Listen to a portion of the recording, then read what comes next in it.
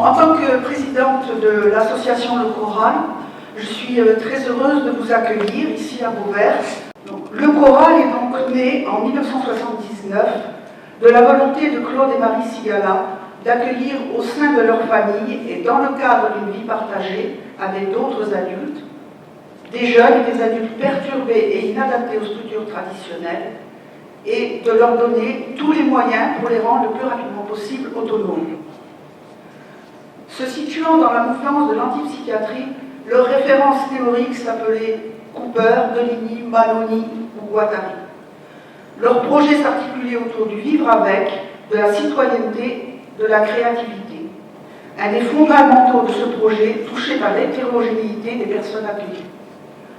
En 1992, dans l'arrêté qui lui confère sa reconnaissance comme structure expérimentale, le choral est autorisé à accueillir 4 handicapés mentaux et 4 jeunes majeurs confiés par l'aide sociale à l'enfance ou un juge des enfants, et 2 personnes supplémentaires dans le cadre d'autres dispositifs. Sur ce qui se vivait et était partagé au choral, vous pouvez voir ou revoir le documentaire Visiblement je vous aime, qui a été tourné par Jean-Marie Paré au moment où il a fait le film du même nom en 1995. Donc, ce film tourne dans le hall d'accueil. Oui, bonjour à tous et à toutes. Donc, effectivement, là je parle au nom du collectif Le Printemps de l'éducation contre racisme et discrimination, donc, qui est partenaire de cette journée. Donc à travers tout cela, vous comprenez très bien que lorsque l'équipe Jean Delgan nous a contactés pour être partenaire de cette journée, on ne pouvait répondre que positivement. Et on est ravis que cela se déroule sur Beauvert, dans le cadre aussi du printemps. Et je ne doute pas que ça produira beaucoup de brainstorming, de telle façon à faire un peu un état des lieux, pouvoir se projeter dans l'avenir. On a tous besoin de ce regard sur les autres bienveillant, tout simplement. Et ce matin, je vais vous inviter à un exercice auquel, sans doute, peu d'entre vous sont habitués, mais peut-être il y en a certains qui le connaissent, qu'on appelle le forum ouvert. Bon, en fait, c'est connu dans le monde entier sous le terme de open space, mais comme ça a été inventé par des Canadiens, je préfère parler de forum ouvert. Pas d'obligation de rester jusqu'au bout. La seule obligation, alors oui, parce que vous avez 2 sortes de gens qui participent et qui sont actifs dans les forums ouverts. Vous avez les abeilles qui sont au boulot, là, qui font leur miel et puis qui ne s'en vont pas tant que le miel n'est pas fini ou récupéré par l'apiculteur, évidemment. Et puis vous avez des papillons qui se baladent un peu et qui vont voir ce qui se passe ailleurs et qui papillonnent. Et c'est toujours, les papillons aussi participent de la fertilisation. Hein, donc c'est évidemment pas péjoratif dans ce cadre-là. Je me présente, je m'appelle Jean Volkov, je suis à l'ancienne du choral, j'ai connu le choral à 17 ans, j'en ai 51. Donc ça veut dire que le temps passe. Et pour moi le temps, c'est me distinguer. J'ai trouvé un poème pour me distinguer un peu du monde. Alors je parle. Je suis absent, absent d'où, absent d'échange. Je suis absent, absent d'où, absent de soi. Je suis absent, absent d'où, absent d'éternité. Je suis absent, absent d'où, absent de toi. Alors, il y a la deuxième partie, c'est division. Ça va avec je suis absent en haut, il y a 4 séquences. Division, tel qu'un, je me rachète. Intégrale, de peur de m'emporter. Énergie, tel lève, je me dévoile. Universel, échappé de toute épreuve. Voilà, c'est court, mais j'espère que vous avez capté. J'insiste, c'est division, intégrale, énergie universelle.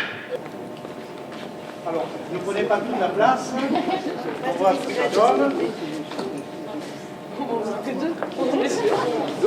Pas de problème. Ah oui. Voilà. C'est un peu un stylo, n'importe quelle couleur. Quel rouge tu vois?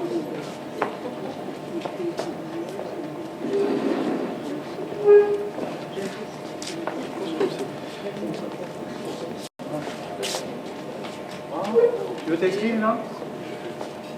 Hein? Ça, c'est pas perdu. Mais un GPS. D'accord, d'accord.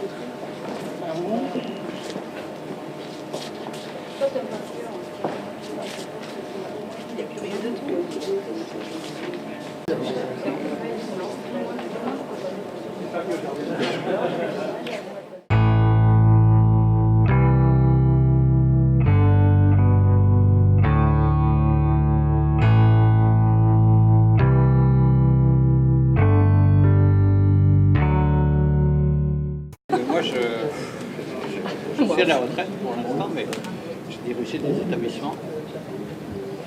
J'ai commencé ma carrière dans le médico-social en psychiatrie à l'hôpital Sainte-Anne de Paris. Et donc j'ai participé au mouvement alternatif. Je pense, moi, que sans complaisance aucune, il faut y aller. Alors, Claude l'a fait en son temps, un peu moins maintenant,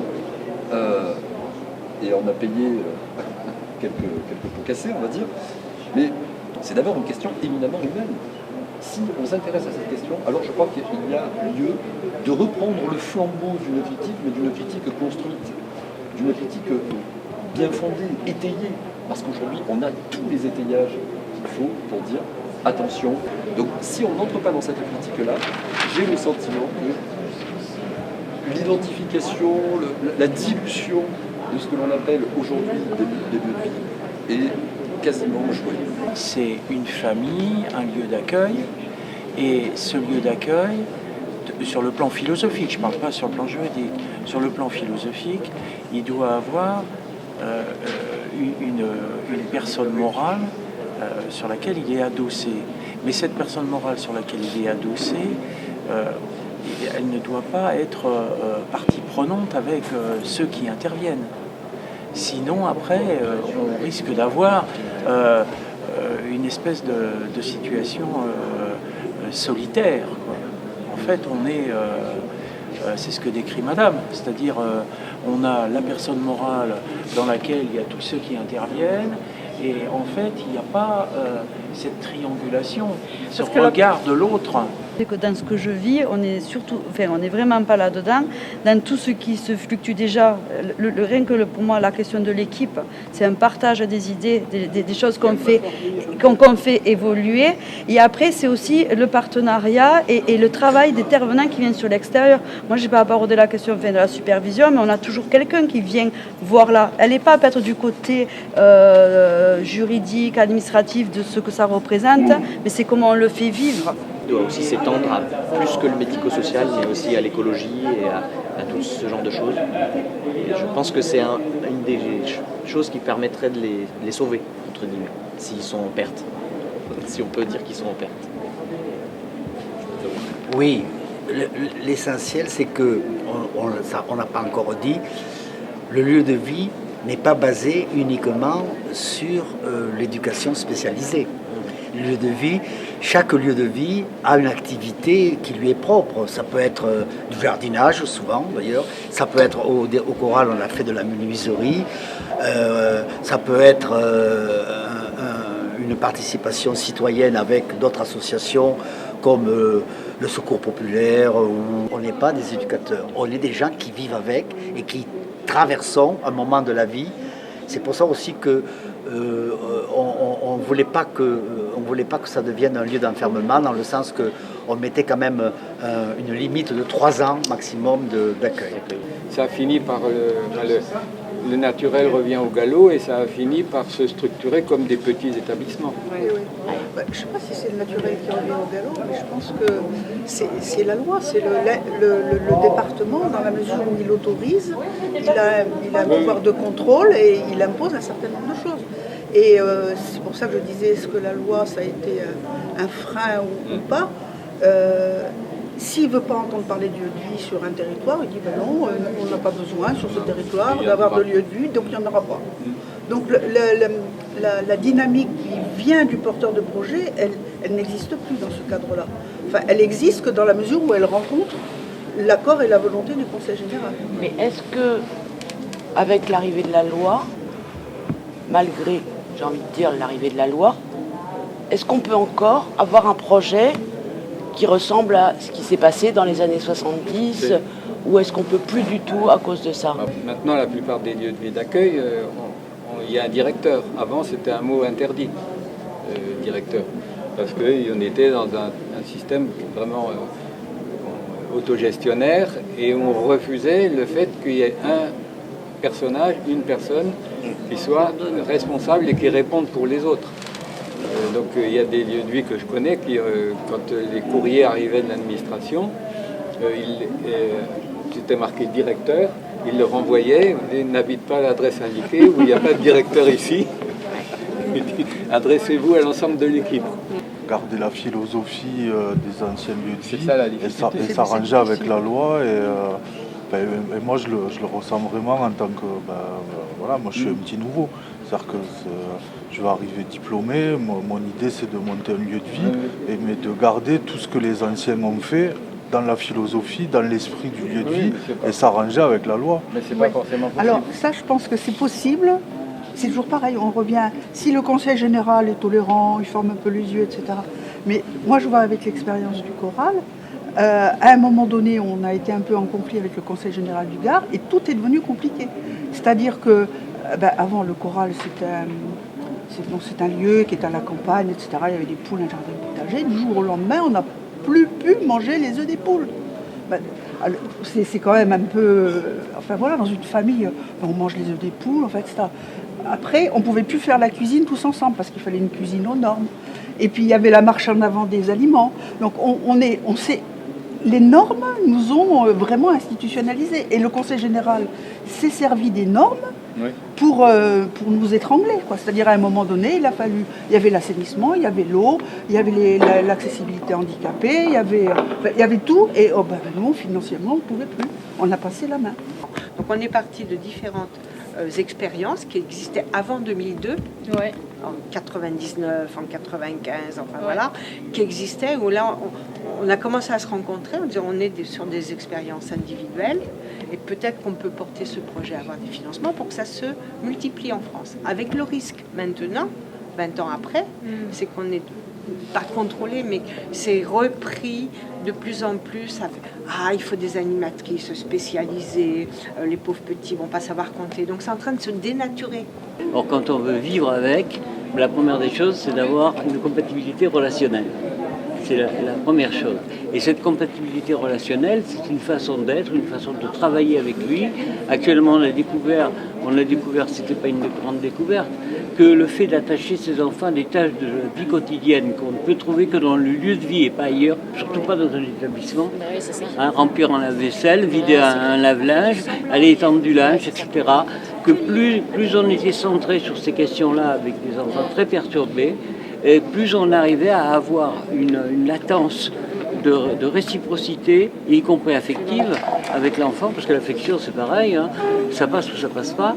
Bon, on avait une relation qui était de plus en plus stable avec l'enfant, du fait qu'on l'occupait à devoir nous suivre, ce qu'on appelle à partir du chevêtre pour être de lignée.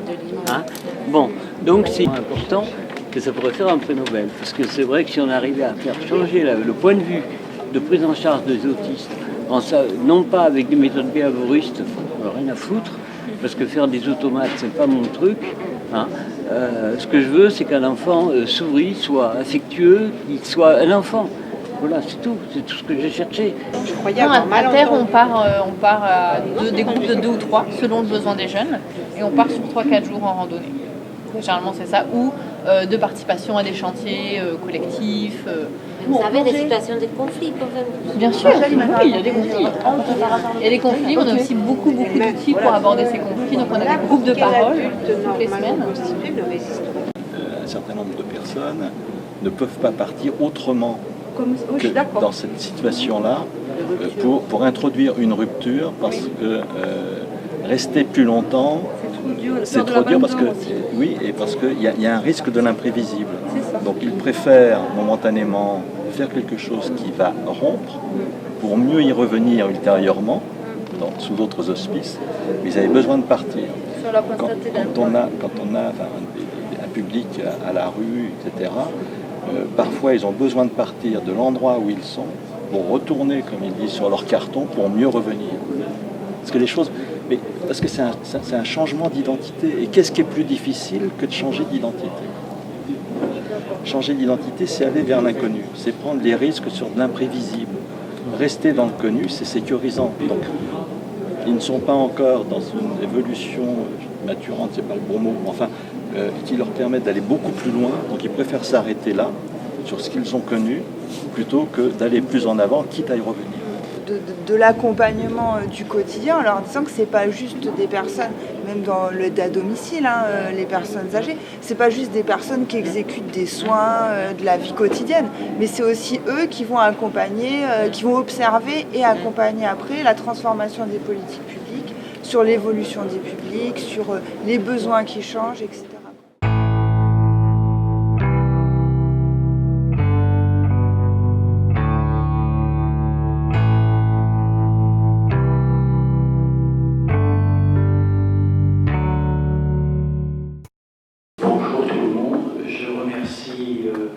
Cette invitation et tous les participants. Dans un premier temps, je voudrais de façon introductive aborder 3 points. Le premier point, c'est que les lieux de vie me semblent tout à fait légitimes parce qu'ils concernent la famille, qui est la plus petite cellule démocratique dans notre République. Et ces personnes qui sont accueillies et qui sont des naufragés de la vie, la plupart du temps, eh bien, peuvent avoir une participation effective au sein de la famille. La deuxième chose que je voudrais dire, c'est que le lieu de vie, depuis son institutionnalisation, évolue avec l'évolution de la société. On peut supposer qu'il ne sera plus le même dans 20 ou 30 ans. Il y a une individualisation, un phénomène d'individualisation dans la société, et très certainement que le lieu de vie va vivre la même chose. Mais c'est le troisième point que je souhaite souligner. Il me semble nécessaire qu'il reste l'esprit de résistance dans le lieu de vie. C'est ce qui lui a permis de naître, ce qui lui a permis d'être institutionnalisé et très certainement ce qui lui donnera une pérennité. Alors après, pour ce qui est de tous les aspects juridiques du lieu de vie, j'ai bien peur de ne pas avoir assez de temps parce que ça pourrait prendre 2 ou 3 heures. Donc voilà, je vais me présenter brièvement. Donc en 1988, donc ma mère qui a eu qui est psychologue clinicienne, s'est engagée professionnellement dans l'accueil de jeunes autistes donc dans notre famille. Donc du coup voilà, le début de cet accueil, ça a été un projet familial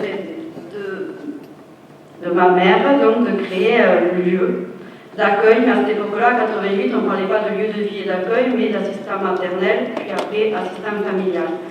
Et moi, je vais rebondir sur le mot familial, qui a tout son sens pour moi, parce qu'on a été tous partie prenante au départ, peut-être par défaut, donc mon père, mon frère qui était âgé de 4 ans, et moi qui avais 10 ans, sur le premier accueil d'un jeune autiste dans notre maison.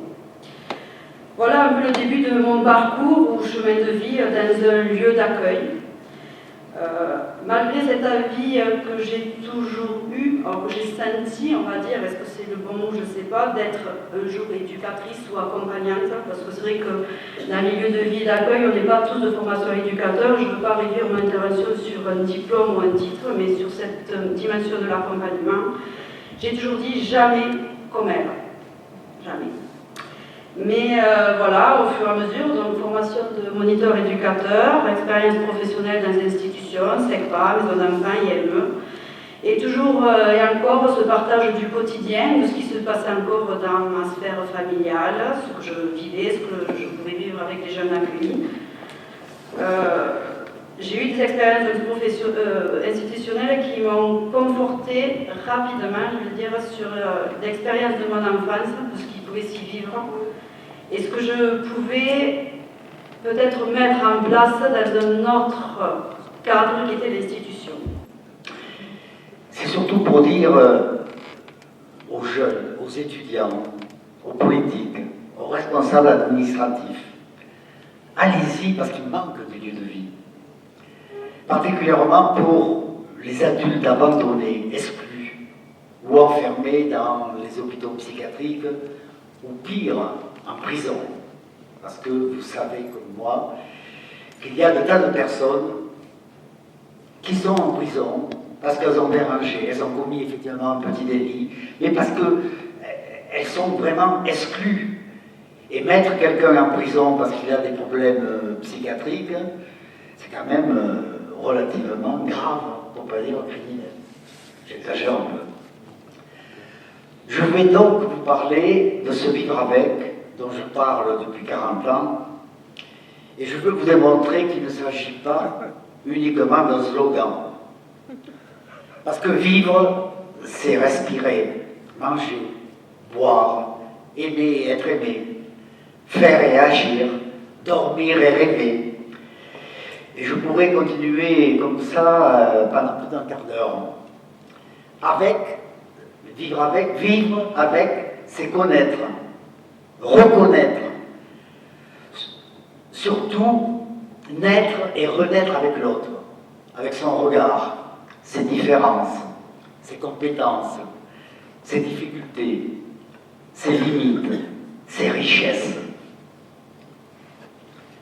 Permanent de se vivre avec dans la quotidienneté, nous assumons une responsabilité de passeur, de transmetteur, de résilient, dans le sens que l'a révélé Boris Cyrulnik. J'ai même parlé, et je me suis fait critiquer à l'époque, d'un permanent sujet transitionnel. Une des remarques qu'on s'est fait ensemble, c'est toi qui nous l'as faite, c'est que quand on tapait le choral sur Google, pratiquement la première occurrence qui arrivait, c'était l'affaire du choral. Et on s'est dit, donc il y a là quelque chose de concernant, bien entendu. Et une des tâches qu'on s'est données, c'est de rédiger une fiche pour Wikipédia qui serait le choral, qu'est-ce que c'est? Et là, on fera un travail de conceptualisation. Il est vrai qu'on a un peu entamé ce travail, et puis que c'est passé au second plan, parce qu'on s'est consacré, je dirais, entièrement à la réalisation de ce colloque, etc. Mais ce n'est pas fini, on y reviendra. Voilà. Donc c'est à la fois une réaction de ma part et une information. Soyez attentifs, peut-être que dans un an, quand vous taperez le choral sur Wikipédia, vous aurez le choral lieu de vie. Il n'y a plus d'asepsie aujourd'hui, parce que nous avons décidé que, sans pour autant dire que notre mission était finie, c'est que nous étions aussi un petit peu fatigués de rabâcher des structures intermédiaires alors qu'elles avaient essaimé. Donc je pense qu'aujourd'hui, il y aurait une certaine pertinence sur autre chose que d'appeler structure intermédiaire. Je rappelle quand même, pour la petite histoire, que cette association a été fondée en 1978 et parue au journal officiel en 1979. Nous étions un certain nombre, nous croyions à l'antipsychiatrie, nous ne croyions plus beaucoup aux institutions, même si nous travaillions dedans, mais qu'il fallait rentrer dans des formes d'alternatives et d'altérité. Nous nous rencontrions, nous étions à peu près une dizaine, il y avait Reverzy, il y avait Yuyader, il y avait Sadoul, il y avait Piel, il y avait Minard, il y avait Dameron, et puis je pourrais en citer quelques-uns. Bon, il y avait peu de femmes, hein, je regrette, enfin, bon, moi j'ai hésité à me travestir, mais pour que la jante féminine soit là, mais je ne suis pas parvenu, donc j'ai peut-être quelques problèmes à ce niveau-là. Mais nous avons décidé, après des soirées, comme je disais, un petit peu avec du Sauvignon, bien enfumé, etc., de dire ces philosophes de l'antipsychiatrie, c'est bien, mais qu'est-ce qu'on fait avec?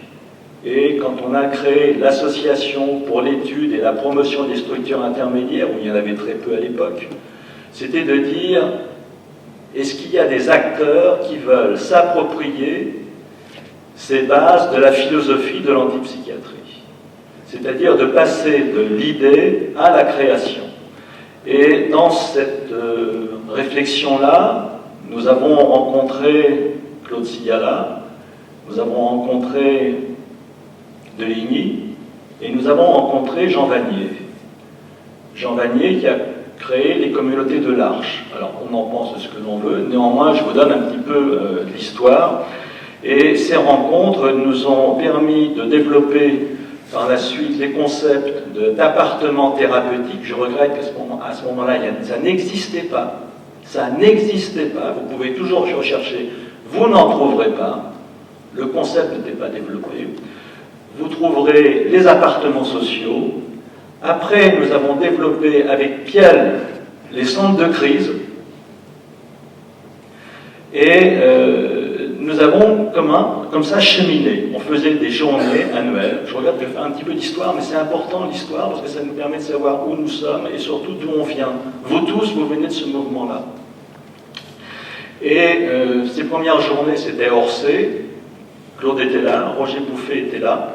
On en pense de ce que l'on veut. Moi, ça m'est égal. Je n'ai pas d'a priori. Je cite parce qu'il faut bien reconnaître la place de chacun dans ce mouvement-là.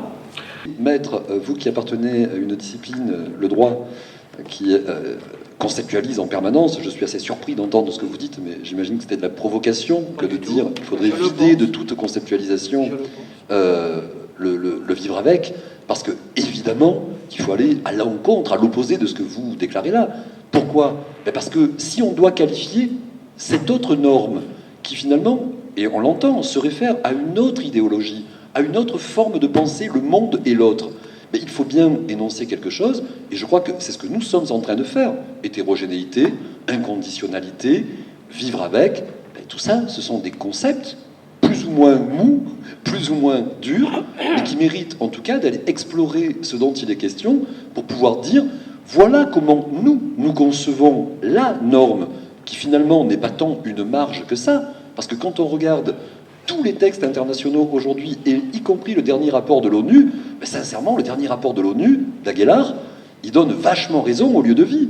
Je veux dire qu'on peut s'appuyer aujourd'hui sur des orientations internationales pour dire, regardez ce que produit l'enfermement, qui coûte une blinde à la société, ça coûte vachement cher d'enfermer les gens, ça coûte vachement cher de ne pas leur permettre d'être inscrits sur leur bassin de vie, d'être en rapport avec leur environnement, ça coûte très très cher et ça produit rien.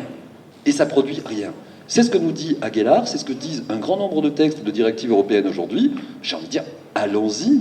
Il y a aujourd'hui une opportunité, je trouve, pour conceptualiser plus que jamais ce qu'est cette norme qui est hors la norme courante, traditionnelle, conventionnelle, mortifère, telle qu'on la connaît.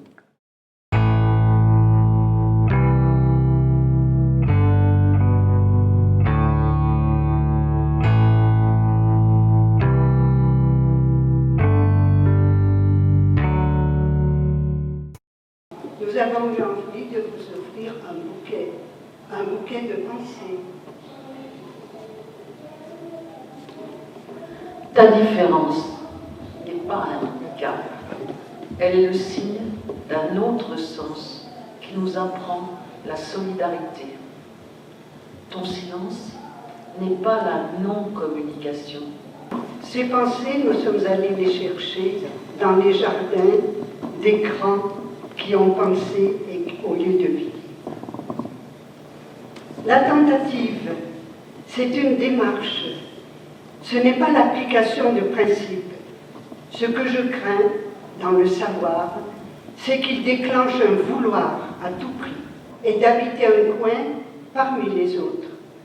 C'est un espace d'initiative, de lignée dans le croire et le craindre.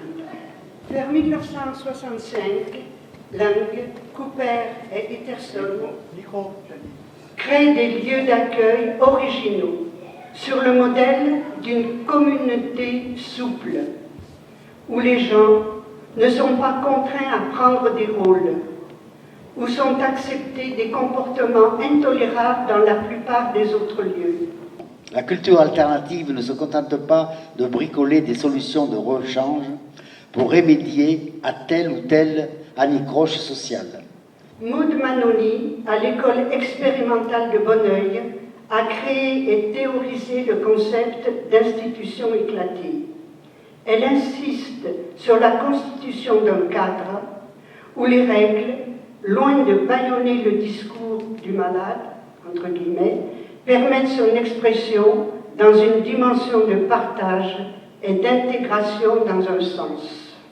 Si nous faisions attention, que de mots que de morsures, que de morcellement, avant d'arriver à se dire, à s'accepter, à se comprendre vers une possible rencontre, seul lieu de créativité. Un des grands principes de Makarenko était l'oubli total du passé des colons. Il se méfiait de toute curiosité malsaine, de tout réveil du passé, de son exagération, de sa distorsion. Il voyait avant tout un homme. Lettre de Fernand de Ligny au choral. Je sais d'expérience que toute tentative naissante se trouve devant le même dilemme. Ou viser un agrément en bonne et due forme qui brisera le plus vivace du projet, ou ne pas pouvoir démarrer faute d'argent. Au flanc d'une vague de chênes verts, un territoire. Il ne faut pas avoir peur de la recommencer, l'histoire, sans se lasser. Il était une fois des hommes, et des arbres, et de l'eau, et des pierres. Le seul remède aux conceptions closes de l'ethnie et de la nation est dans le principe associatif. Le destin de l'Europe se joue dans l'alternative association ou barbarie. Et ce n'est pas seulement le destin de l'Europe, c'est celui de la Méditerranée. Mais c'était des petites pensées qui peuvent entendre, qui peuvent enfler et devenir des concepts très justes pour les lieux de vie.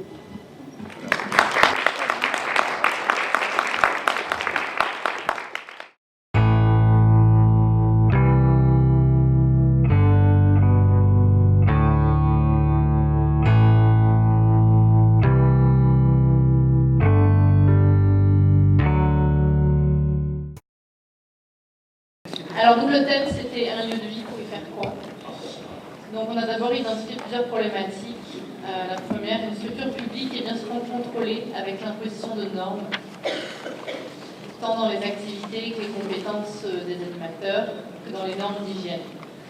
Oui, c'est simplement une remarque, une remarque sur les activités artistiques et de loisirs, comment on les différencie. Je pense qu'il y a des activités de loisirs qui sont des activités artistiques ou qui conduisent aux activités artistiques. Et donc, si moi j'ai vu par exemple à Bonneuil quelque chose qui m'avait toujours assez interrogée et avec justesse, une éducatrice qui faisait simplement un petit coloriage en cherchant ses couleurs devant un autiste qui était là et qui regardait ébahi. Et je me disais, là, elle est dans le vrai, parce que justement, elle désire faire cette activité, et le fait qu'elle soit dans le désir de faire cette activité, que ce ne soit pas une activité plaquée, était vraiment très important dans la relation entre deux. Ensuite, votre remarque sur l'art-thérapie, ce que nous vivons, nous, à la Maison Bleue, justement, par rapport à toutes ces activités artistiques, en faisant venir des personnes qui sont professionnelles dans leur art, on bannit complètement le mot thérapie. Je vous rassure tout de suite, c'est-à-dire que justement, on est un lieu où on fait un atelier d'art plastique qui est un atelier d'art plastique, un atelier théâtre qui est un atelier théâtre, etc. Oui, on a plusieurs supports. On a la comédie musicale, on a des marionnettes, on a des supports dans l'animation. C'est sûr que sur la marionnette, on estimait que nous devenions des marionnettes pour des enfants autistes, qui nous prenaient pour des marionnettes. Et le fait de leur faire jouer des marionnettes avec eux, eh bien, on a inversé les rôles. Et on a inhibé cette fonction de se faire manipuler. Quand je relis la synthèse que j'ai faite de nos échanges, je me dis que ce qui spécifie le lieu de vie, c'est qu'en fait, c'est pas du tout un lieu de vie, quoi. C'est une institution, parce que la question se posait dès le départ, parce qu'après tout, c'est pas une institution comme une autre, mais toutes les institutions ne créent pas les conditions de l'existence. Elles peuvent éventuellement, et d'ailleurs ça a été dit dans le groupe, créer les conditions de la vie. Il y a un directeur, ou un ancien directeur d'établissement qui disait oui, mais moi j'ai animé des trucs, il y avait plein de vies, oui, mais est-ce qu'ils existaient? Est-ce qu'ils existaient? Alors peut-être qu'il faut que vous arrêtiez avec les lieux de vie pour commencer à parler des lieux d'existence où les gens peuvent exister. pas simplement vivre, mais exister en tant que ce qu'ils sont. Et c'est là, je trouve, le tour de force du lieu de vie, aujourd'hui, c'est de permettre aux personnes, tout simplement, d'exister en tant que ce qu'elles sont. Non, on a quand même insisté sur le fait que, institution, pas institution, l'essentiel, c'était quand même de tenter, donc on revient à la tentative, de tenter de travailler ensemble et non pas de toujours s'opposer. Parce que, excuse-moi, lorsque j'avais un môme en grande crise, j'avais besoin de l'institution, j'avais besoin de l'hôpital psychiatrique. Lorsque j'avais un môme qui devenait une grosse délinquance, j'avais besoin de la gendarmerie. Et cette gendarmerie, au lieu d'être répressive, le fait qu'il y ait le choral, elle devenait compréhensive. J'ai des tas d'exemples au choral où il y a eu des jeunes qui ont commis des petits trucs et ça a été arrangé avec la gendarmerie. Donc on peut vivre avec les institutions aussi. Il ne faut pas non plus dire il y a institution, pas institution. Et puis c'est pas qu'on peut vivre, il faut tenter de vivre avec aussi. C'est-à-dire le considérer à partir de l'existence humaine, eh bien oui, on a besoin des institutions, mais on leur demande d'être à leur place et de répondre là où elles doivent répondre. Ce qui n'abolit en rien, ce qui n'obère en rien, le fait d'apporter une critique des institutions. Parce que si j'ai besoin d'elles au moment où le jeune est en crise, comme le dit Claude, alors j'attends d'elles qu'elles soient répondantes de ce point de vue-là. Pas qu'elle le mette sous camisole chimique, pas qu'elle l'enferme, pas qu'elle le, mais qu'elle vienne à un moment donné soutenir une démarche d'existence. Et c'est là que la critique de l'institution, je trouve, est hyper intéressante, parce que les lieux de vie, de ce point de vue-là, font avancer les institutions. Et je ne sais plus qui ce matin disait, non, c'était cet après-midi, grâce aux lieux de vie, elles reprennent un certain nombre de terminologies, de concepts, elles s'emparent de tout ça. Donc en fait, c'est pas un compte rendu, c'était un peu des mots volés, des échanges qu'on a pu avoir pendant ce temps. On était quand même nombreux, le groupe était hétéroclite et en même temps, c'était très intéressant et je pense qu'on a plus été sur un espèce de partage d'expérience, en ayant des difficultés à garder le thème vie professionnelle, vie privée et fonctionnement des lieux de vie. Et en fait, au fur et à mesure des débats, on a parlé de ce qu'on pouvait vivre, nous aussi au quotidien, et on en est venu à parler de notre fille, en fait, qui est tombée amoureuse d'un enfant qui vit avec nous. Et ça aussi, c'est... Enfin, on s'y attendait pas. Et pourquoi pas lui, en fait. Mais avec ces problématiques, quand même, dont il fallait aussi protéger notre fille. Et c'est toujours un gros questionnement, parce que plus on va interdire, puis on n'a pas de raison d'interdire. On peut juste être là en prévenance. Mais on peut pas imposer... on n'a pas le droit, nous, de dire les informations qu'on a sur le jeune, évidemment, qui pourraient mettre... et malgré tout, ça peut mettre notre fille en difficulté. Mais c'était là toute l'ambiguïté de la situation qu'on vit toujours. À ce propos, j'avais envie de raconter une petite anecdote à laquelle je pense maintenant et qui fait référence à un petit débat qu'on a eu ce matin sur le conseil à la vie sociale. C'est un souvenir que j'ai d'un conseiller à la vie sociale qui nous a un peu surpris, puisque un des représentants des résidents de l'établissement que je dirigeais à l'époque a posé une question. Il a dit: est-ce qu'on a le droit d'être amoureux des éducatrices? Eh bien, on était bien embêtés. Alors, moi, je voudrais je crois que dans chacun a envie de changer de vie, de déménager. C'est une vision, c'est à côté des choses, mais chacun à un moment donné a envie de ça, quoi, de remettre de l'ordre, qu'est-ce que je veux dire. C'est pour ne pas passer à côté des choses, surtout, quoi, dans le sens où chacun, on rêve, les rêves ça existe, quoi. Déjà, je dis merci à Ulysse parce qu'on s'est renvoyé la balle, toi, moi, qui c'est qui parle. C'est pas un exercice facile et la transmission, c'est un sujet dit sensible parce qu'on a parlé de la question du désir, Donc reprendre le désir de personnes qui étaient engagées dans ce projet, et nous, entre guillemets, je dis nous parce que je m'associe plus ou moins à toi, même si j'ai une histoire particulière, c'est respecter ce désir, rassurer ces personnes-là qu'on est en accord dans l'éthique et dans cet engagement qui était, mais comment nous se faire une place au milieu de tout ça. Et c'est tout le travail et les non-réponses. Oui, donc on dit institution d'un côté, lieu de vie. On dit aussi, à certains moments, les lieux de vie se mettent à ronronner et risquent de devenir des institutions. On se pose aussi la question, pourquoi les institutions ronronnent? Alors il me semble que, pris par le quotidien, alors pris par les règlements, l'institution avec un grand I d'un côté, de notre côté par le lieu de vie, pris par tout ce qu'il faut gérer à tous les niveaux, on ne réserve pas systématiquement un moment de recherche. Et il me semble que ce qui ferait que les lieux de vie, à certains moments, pourraient homogénéiser leurs engagements, pourraient aussi perdurer dans un engagement vif et toujours vivant comme ça serait de poser une recherche. Ce matin, on évoquait aussi ce mot institution qui est employé, mal employé et qui est dévalorisé. Et quand on dit les établissements, c'est des institutions, on mélange tout en fait, parce que le mot institution a aussi sa valeur, mais il est connoté parce qu'on le donne aux établissements. Or, sur le plan, l'institution a sa valeur propre. Et que le lieu de vie peut être une institution, mais les établissements ne sont pas des institutions. Mais le lieu de vie doit être une institution qui ne s'institutionnalise pas. Mais si les établissements ne sont plus des institutions, on ne peut pas dire qu'un lieu de vie s'institutionnalise. L'institution, ça ne me dérange pas, parce qu'évidemment, tout est institution. Tout est institution. La question, c'est de quelle institution on parle, en fait.